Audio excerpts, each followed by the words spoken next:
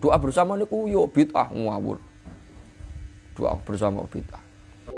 Ya Allah, kalau jago kami tidak engkau menangkan, gitu ya. Maka saya khawatir tidak ada lagi yang mau menyembahmu.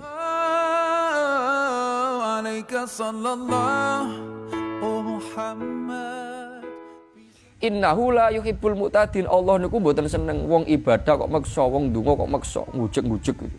Sampai ngencem-ngencem Gusti Allah.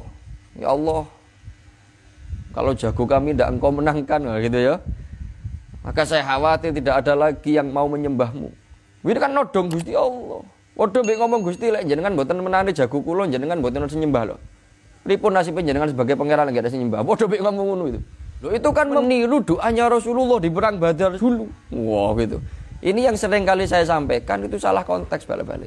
Kanjeng Nabi mbiyen itu ndonga kepada Allah dalam rangka memerangi orang-orang yang betul-betul memerangi Allah, yang betul-betul menghambat dan memerangi Rasulullah.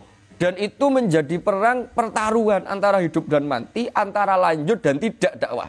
Kira-kira ngoten itu yang ada di benak Rasulullah dan para sahabat. Perang Badar menentukan sekali. Penake ngomong kalau ditinjau dari segi pertimbangan strategi atau pertimbangan intelijen pada waktu itu, lek sampai dengan perang Badar kalah, ini betul-betul habis orang Islam. Karena kekuatan memang masih belum besar. Pada waktu itu pasukan Kanjeng Nabi sedikit, hanya 312 atau 13 orang. Pasukan kaum musyrik, kaum kafir itu 1000 lebih. Bayang nih. Wong sitok bosong telu, wong sitok bosong papat barang. Loh ini ketika kekuatan doa itu enggak digiatkan dengan Kanjeng Nabi, ini betul-betul berbahaya. Dan ketika kalah, Kanjeng Nabi ada di situ, banyak sahabat Kanjeng Nabi termasuk tertangkap, terbunuh sak pitunggalane, ya memang dene sing nyembah Gusti Allah tenan. Ketika pada waktu itu, dan yang dadi orang kafir sungguh gitu loh. Loh doa semacam itu kok dipanjatkan pada saat momen-momen pilihan-pilihan, pilihan pilpres, pilihan pilkada. Itu jangan-jangan masuk kategori mu'tadid. Saya nggak mengatakan masuk loh, jangan-jangan itu. Apa itu? Apa? Tasaddud fid doa. Ini banget-banget nih, banter-banter nih, itu tadi itu ada unsur ngancam Gusti Allah, memaksa Allah, mengatur Gusti Allah. Itu jangan. Ngoten lho nggih. Waraf isautin banteraken swara. Wah, ini mesti digawe nyerang balik kita niki. Kita kan senengane lek ndonga banter, lek ndonga jamaah kan banter swara nih. Lah sing dimaksud lek coro, kalau memang ayat ini yang dimaksud doa, walaupun guru kami memaknainya dengan maknanya nyembah. Nanti lek nyembah coba banter-banter suarane. Ini yang dimaksud apa? Yang dimaksud pada saat sholat-sholat yang memang dalam rangka untuk tadarrur. Artinya sholat-sholat yang sebagai munajat antara kita dan Allah. Artinya bukan berjamaah gitu loh. Bukti ini apa? Bukti ini ayat ini tidak bisa digawe ngebiah ya anggel nyembah Gusti Allah kudu suarane lirih. Donga Gusti Allah kudu suarane lirih.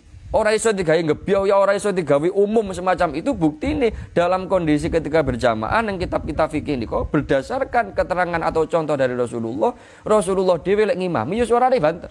Bantere suarane Kanjeng Nabi disesuaikan dengan kondisi seberapa banyak jamaah yang mengikuti Rasulullah. Dan bukti lagi kalau Kanjeng itu kan jamaah. Kalau ini di mana di doa? Bukti lagi kalau Kanjeng Nabi juga pernah berdoa dengan suara lantang. Nyatane banyak sahabat yang meriwayatkan cara atau bacaan doanya Rasulullah. Niku membuktikan lek sahabat krungu neng isine dongane Kanjeng Nabi. Berarti Kanjeng Nabi lek ketika berdoa ya bil jahri barang. Lalu terus ini apa? Ini dalam kondisi kita tadarruk ning Gusti Allah secara pribadi, salat sendiri, salat tahajud. Doa pada saat di tengah malam sendiri kita berdoa. Lah niki ngoten aja banter-banter. Katene banter apa tujuanmu? Lek sampean ngimami ketika sampean doa bareng-bareng, sampean berdoa, yang lain mengamini. Kanjeng Nabi berdoa, jamaah mengamini. Loh niki ya sunnah dengan suara jahar. Kenapa? Karena supaya doanya ini didengar oleh jamaah. Yang supaya para jamaah niku mengamini doa kita sebagai imam. Justru aneh lek sampean ngimami jamaah ada 2000 orang itu doa bersama. Doa bersama niku yo bid'ah ngawur. Doa bersama bid'ah. Doa bersama jumlahnya 2000 orang, sampean ngimami doa gore ndok. Wah iki. Apa gene suarane? Iku makmume dijamin, Gur. Ngono tok apane sing mburi? Apa sing dijaluk kae? Ya ora ngono. Jaluk apa kae? Cocok imamnya nyaluk bujune kae. Ndak wani banter. Makmume gembrene niku. Paham betul? Hah? Justru bahkan ketika makmum mboten krungu suarane dungane imam, makmum malih ndak sunah amin. Salah sapa? Salah imam, suarane mboten dibanterni. Makane makmum mboten sunah ngamini. Ngamini apa? Wong sing dijaluk ndak ero. Jangan-jangan doanya ya Allah muga-muga wong sing mburi dhewe kok esuk tiba ya kan kasihan kan ndak krungu. Itu kan. Makanya enggak sunah amin. Artinya apa? Sekali lagi, jangan ayat semacam ini terus nggih dijadikan satu senjata untuk menyalah-nyalahkan kita sing seneng doa bersama. Ngoten lho. Begitu juga wiridan bersama, zikir bersama dengan hadis kae ojo banter-banter lek ndonga Gusti Allah ora budek. Lho itu konteksnya bagaimana? Lah ketika jamaah, ketika sampean doa itu memimpin doa, sampean itu zikir memimpin zikir dalam rangka supaya jamaahnya mengikuti apa yang sampean baca. Yo sunnah bil jahri to. Nggih sunnah dengan suara keras. Tanpa semacam itu sampean enggak bisa memberikan informasi atau mengajarkan isinya doa itu kepada mereka para jamaah sampean. Nah, jadi maksudnya innahu lahibul mutadin itu kok suara keras yang bagaimana, tapi itu tadi doa bitasaddud. Doa mawon berarti lain delok tafsiran ini udud maknane doa berarti doa itu. Bitasaddud, jangan tasaddud lek ndonga. Ojo mbandel, ojo banget nih, ojo ada kesan di sampean bayang nih lah. Ketika sampean njaluk ning wong tuamu, kemudian sampean mengesankan memaksa pada orang tuamu. Bahkan dalam tanda kutip mengancam. Kira-kira wong tuamu enggak iya apa ora?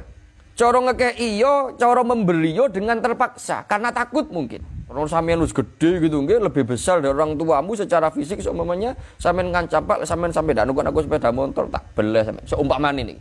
Sampai sampean ndangke sepeda motor awas minggat to. Wong tuamu ndak tego, ndak wani katene menampik atau menolak permintaanmu. Akhirnya terpaksa diberi. Lah, bedone Gusti Allah niku enggak enek ceritane ndak mampu menolak. Kira-kira wong tuamu itu ketika dia mampu menolak, tidak khawatir sampean melakukan hal-hal yang bodoh semuanya, maka dia nggak akan beli ketika sampean cara memintanya dengan memaksa, dengan suara lantang, dengan bentak, dengan mengintimidasi semuanya. Kira-kira ndak iro gelem ngwehi orang tuane sampean. Ngene mboten? Mestine siapa yang njaluk kok koyo ngono.